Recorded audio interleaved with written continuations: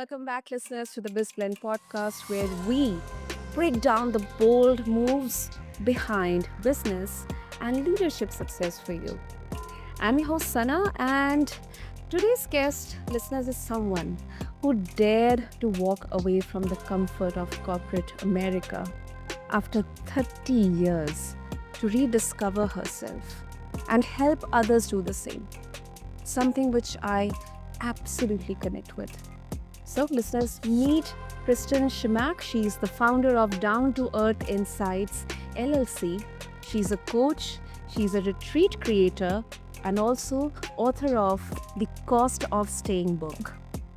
And her journey from a Fortune 50 executive to an entrepreneur is full of lessons about courage, authenticity, resilience, and then redefining success. So, with that, Kristen, welcome to the show, and it is such an honor to have you with us.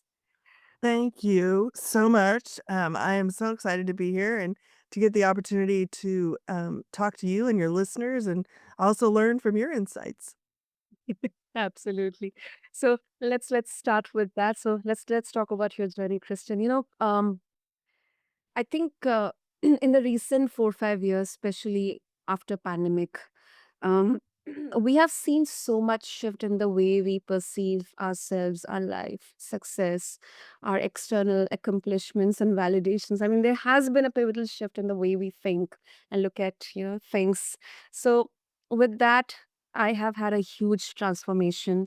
I have, I left my 10 years of corporate experience, and then somehow got into podcasting and I'm just going along with this because I feel aligned and I feel that joy and fulfillment while doing this. It may not be as very flashy or very glorified probably to others, but personally for me it has been such an enlightening and fulfilling transformation. So, uh, with your journey, Kristen, 30 years in corporate America, what was that tipping point that made you decide I can't do this anymore, or probably I should look for something different? Probably this is not giving me that joy. And- Yeah, absolutely. The interesting thing is I don't know if there was one tipping point other than there was this constant feeling that there has to be more. And is Mhm. this, all I was meant to do? And I found myself showing up to work, and there were moments throughout my day where I would think, I I hear what I'm saying, like, I hear what I'm saying to these groups of people that I'm talking to, but I don't believe it anymore. And so, it was like those I call them in my book, I talk a lot about listening to the whispers. And so I would hear sort of those whispers throughout the day around there has to be more or how many days until I'll be able to retire. And that would just continue to build over the course of a few years to the point where I couldn't ignore them anymore. And that's where then I started to really think about what could be next and what happens if I leave before, that magical retirement date that I was targeting. And how do you even think about leaving, a career of 30 years where, I'd started as a part-time payment clerk, entry level position and moved my way up to the executive roles.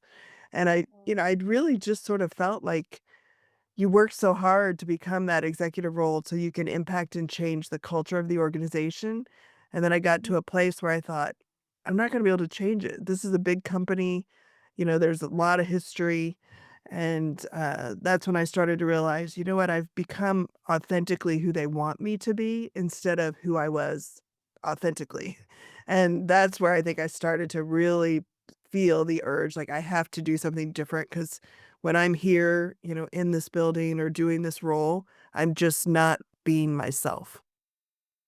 Mm, I think that's the you know that's one particular sentence I can so relate to it because before consciously deciding to leave, I had always this constant feeling of I'm not feeling the way I used to feel some time back. I'm not feeling myself. I am not feeling like even waking up or working, or maybe I'm not feeling that connection when I am talking to a client, or trying to understand what I'm here, why am I here working, what exactly I'm trying to achieve. So, Mhm. there have been a lot of questions like that. I absolutely connect with you, Kristen. But there's a fear of leaving the steady paycheck. You know, Mm. Yeah. uh, uh, steadiness, the safety net we have, the security we have. So I think a lot of listeners, they feel stuck because of this fear. So how did you navigate? I mean, if you felt that fear, how did you navigate through that in real time, considering the practical implications, or maybe the dynamics of this transition? Yeah, I mean, that paycheck is a powerful thing. I often say, I stayed as long as I did because I was addicted to that paycheck and the bonuses and the benefits and everything that came with the role. And it is scary to think about walking away and not having that security because, right, your whole life is built around that. And so, one of the things that I know I did and I coach my clients to do is really start with self awareness, because sometimes you don't have to walk away. You can make changes throughout your day to day or put boundaries around it so that you can show up more authentically and you can get back to feeling comfortable there, right? And so I often tell my clients, and this is what I did as well, is, start kind of with self-awareness and, you can do it really easily by just, whether it's your app in your phone, your notes app, or writing on a piece of paper, just throughout the day answering the questions that I always like to throw out are like, what's bugging me? Like, why am I feeling this way today or in this moment? And then where am I making excuses? Um, and then the big one is, what would I do if I wasn't afraid?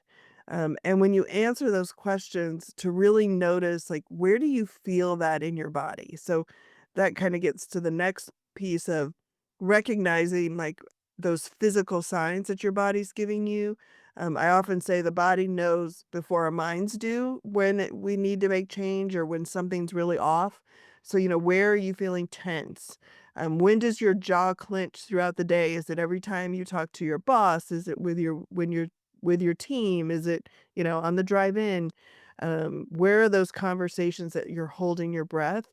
And when you start to notice those changes, it will start to give you clues around an insight into what maybe needs to change for you to start to get back in touch with, yourself and the joy of work.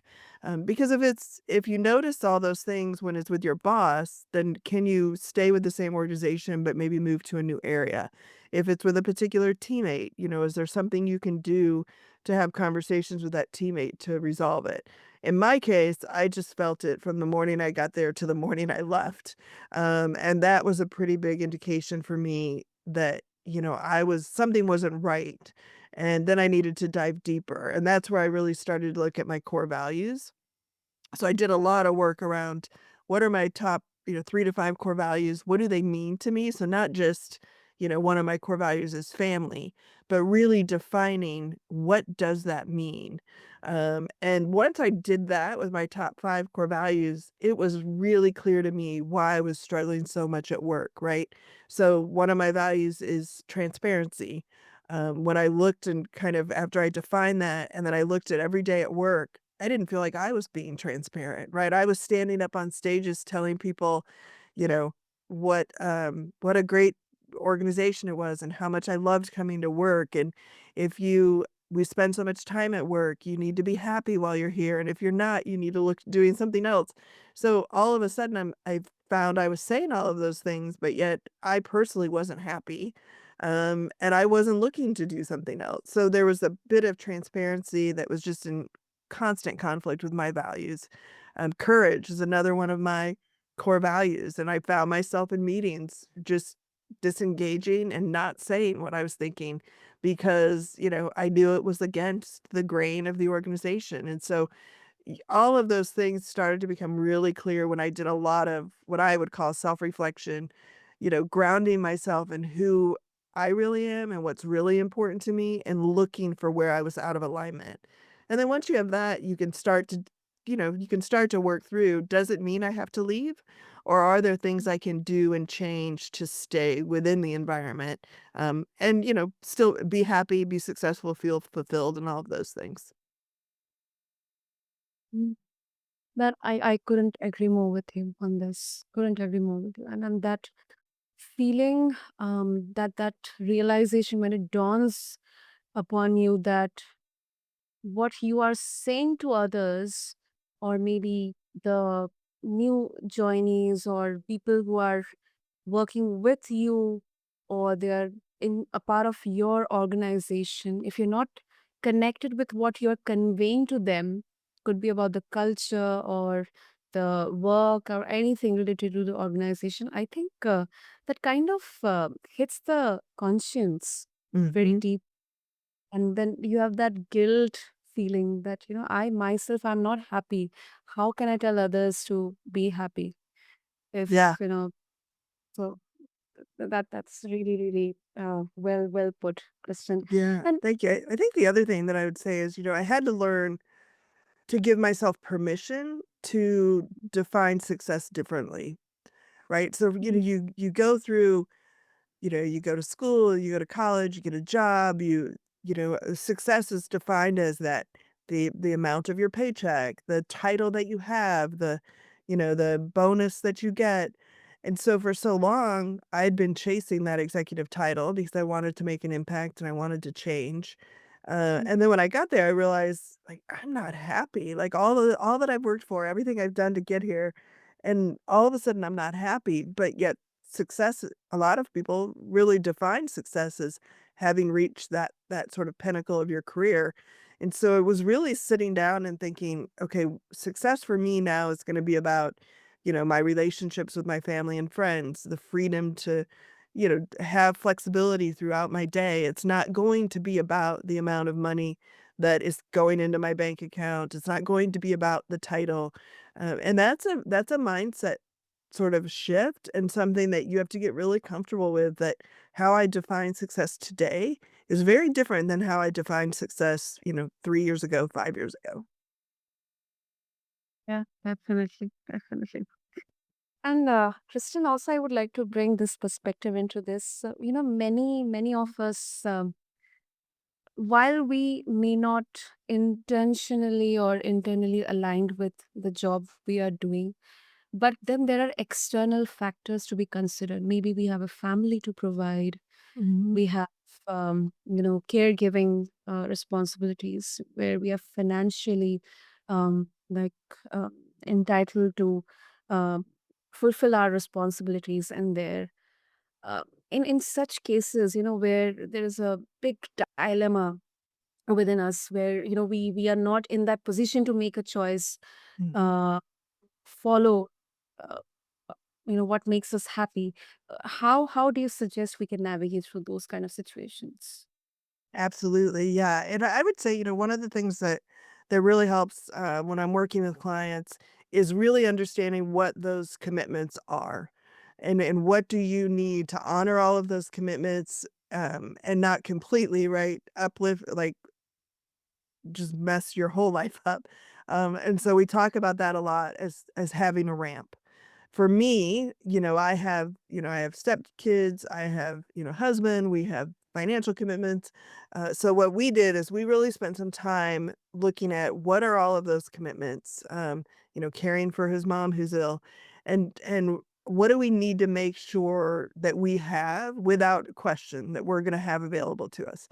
And so I call it the ramp. It took me probably from the time I started to think about leaving to the time I actually left. It was a couple of years, and I created what I called my freedom fund, and that was, we would kind of cut back on certain expenses to build up that freedom fund, which would give me and allow me to have, I knew when I left, I had 12 to 18 months, to make sure that my business was up and successful. that I could give myself that time. So it was making decisions like one less vacation a year, or we're going to cut out this cable or this streaming service, and that money would go into that freedom fund. So it's, and then the other thing is really planning, right? While you still have that paycheck coming in, you don't have to wait to start once you leave. You can start while you still are working in the role. And so I did a lot to, like I said before, understand my core values, to really get clear on what is it I wanted to do when I left. And then what are the things that I need to have in place when I leave. So for me, having worked in an organization for 30 years, my network was really kind of insular to that organization and that industry. So I focused a lot of work on building my LinkedIn presence, that was about me, Kristen, the person, versus Kristen that was an executive at a company. So I spent a lot of time kind of rebranding my LinkedIn profile, showing up as myself as a thought leader, and then also building my network with, others that were in the kind of industry or in coaching that had done this journey before, and spending time networking with them. How did you start your coaching business? What did that look like? What were your biggest learnings? What should I have ready to go on day one? And I spent, a year or two really building my network full of coaches or successful women entrepreneurs or business entrepreneurs, just to learn, so that when I did finally kind of say, okay, I can't do this anymore, that came a little bit earlier than I anticipated, but I was ready and I had the Freedom Fund kind of built up, just through changes that I'd made. I had, of course, cashed out some of my PTO when I left that went into that Freedom Fund. And then, I had a network of people that I had built up outside of who I was as an executive for a large company. Yeah, I think this is a really, really important part of the support system, or connecting with like-minded people. You know, I think with people who have done that, they have gone through a similar kind of transition or journey. It's very, very important to you to connect with them, seek some guidance or advice, or suggestions from them, because they connect with your journey, or maybe the fear or the anxiety that you are having, the dilemma you are having, uh, to take that risk. So that's a really good point you shared, Kristen. Thank you. Yeah, and being a business owner and entrepreneur, it's not easy with this all the planning that you can do, right? I say it's often like one of the best roller coasters you'll ever ride.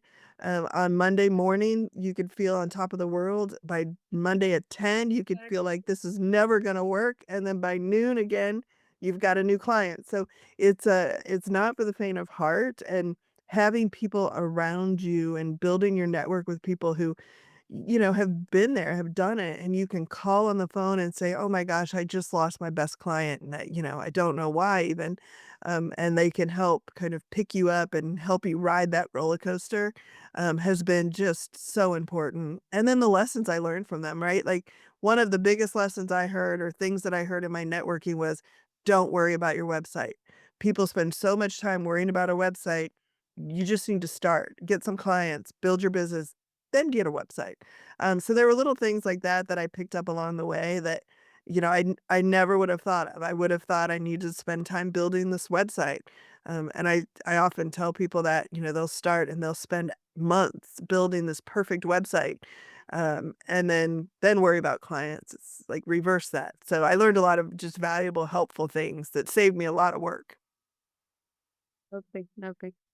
So, Kristen, for our listeners, especially those who may be completely new to this, concept or approach itself, or this, transition, that yes, it is possible. It may be difficult, but yes, it is possible.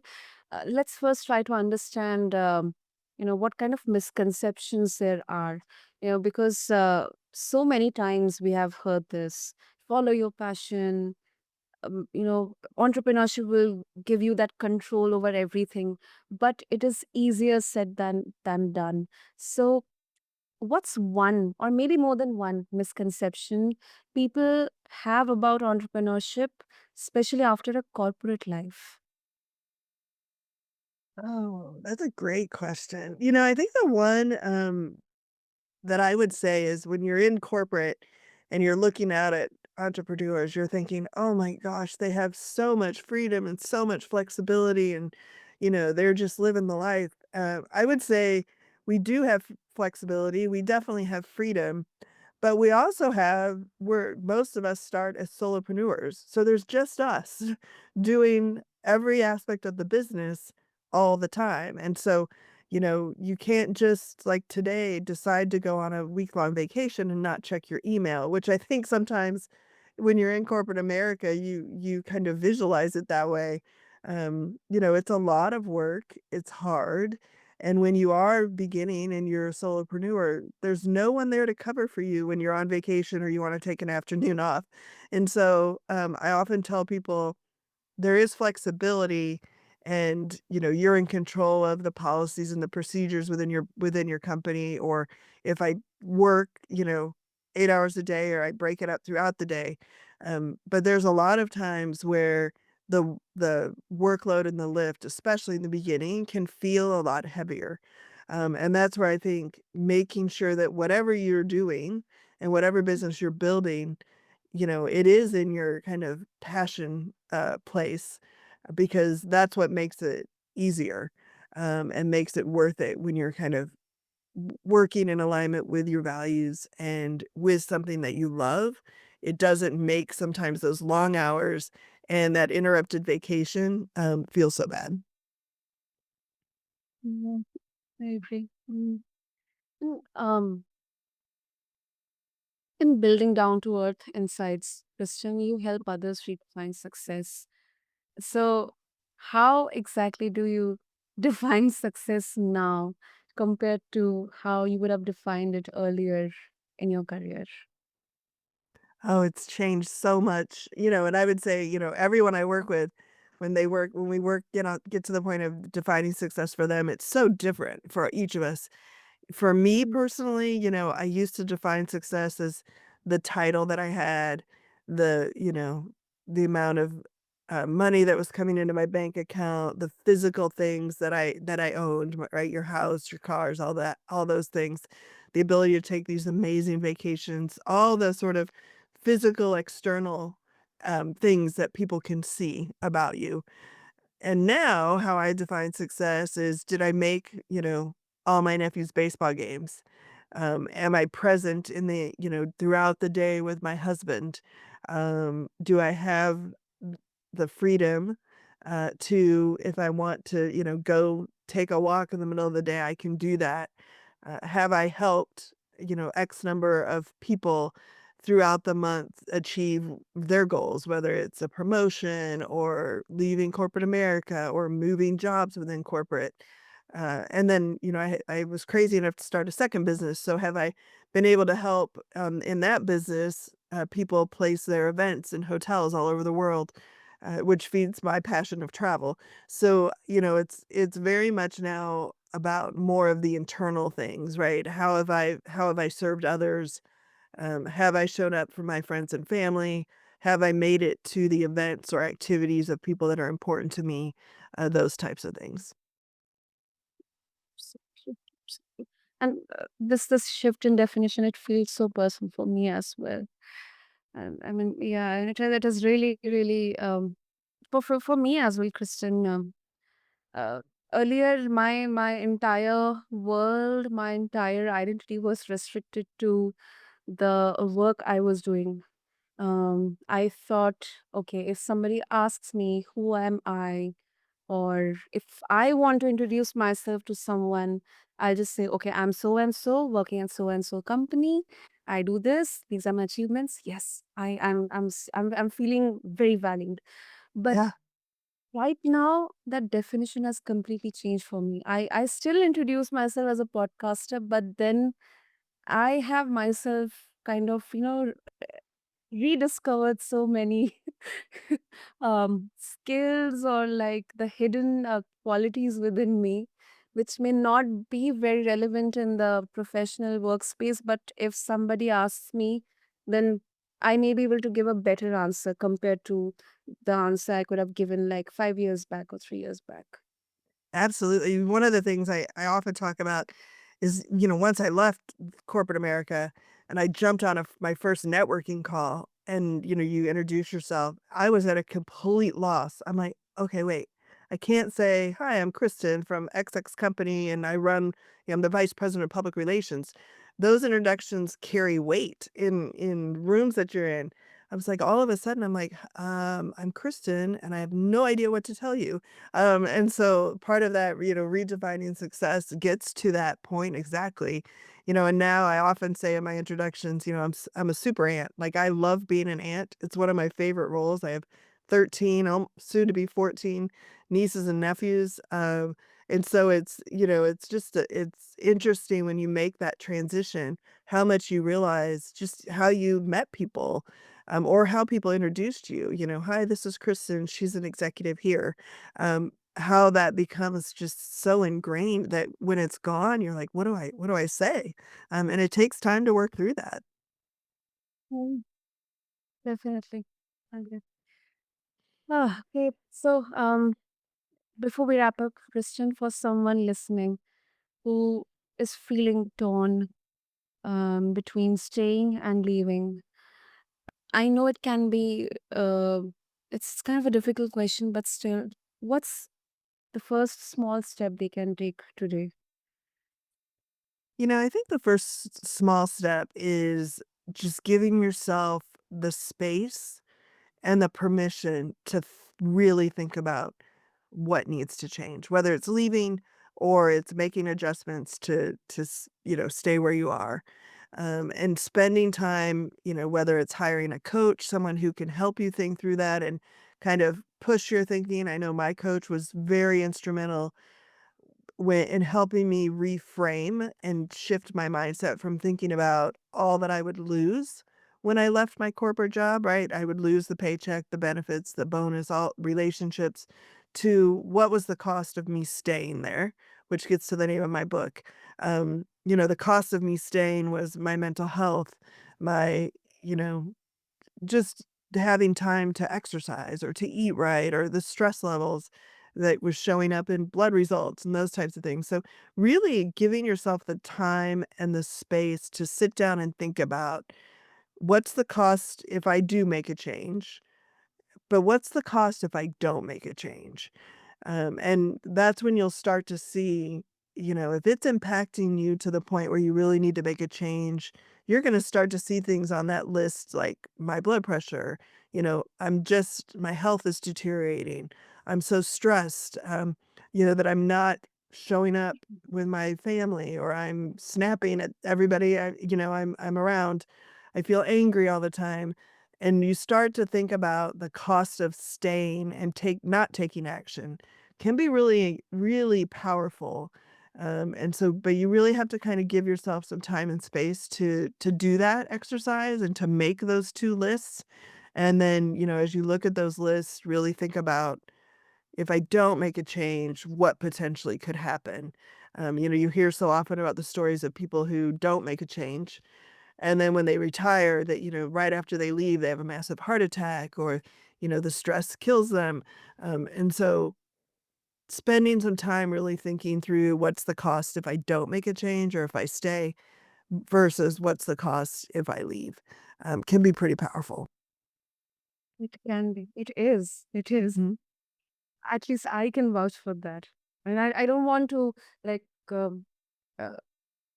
single-handedly give a very direct opinion on this, but with my personal experiences, I can say that it's really, really empowering. It can be materialistically, um, maybe a bit not towards the attractive side, but holistically, soulfully, it is really empowering. Yeah, and, I always tell people, when you make that leap and you do choose to start your own business and those types of things, it's important that you redefine what success means to you. Some entrepreneurs are incredibly lucky and they will make so much more than what they made in their corporate careers. Others will make the same amount and some will make less.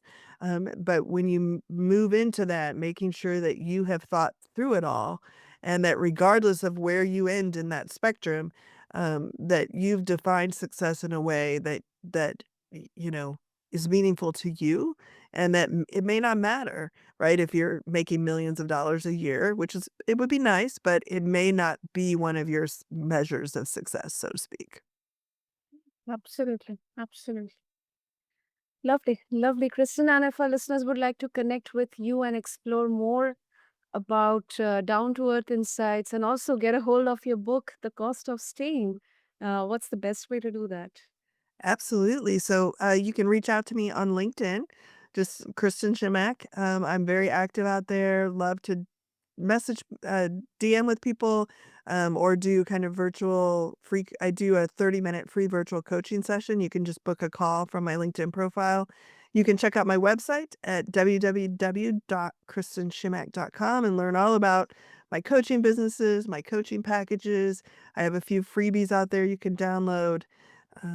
And those are probably the 2 main places you can contact me. My book is available on Amazon, and it's just The Cost of Staying. You can search that and, my name, and it'll pop right up for you.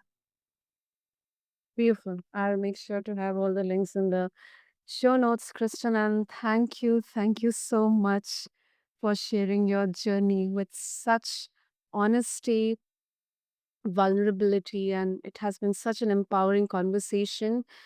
And thank you so much, Kristen. I personally felt so relieved, so empowered having this conversation with you today. I'm so glad, and thank you so much for having me. I really enjoyed it. Lovely. And to all of our listeners, thank you so much for tuning to this episode of This Blend. And before closing this conversation, I would like to say that sometimes the biggest risk isn't leaving, it is staying, listeners. So until next time, keep blending business, boldness with balance.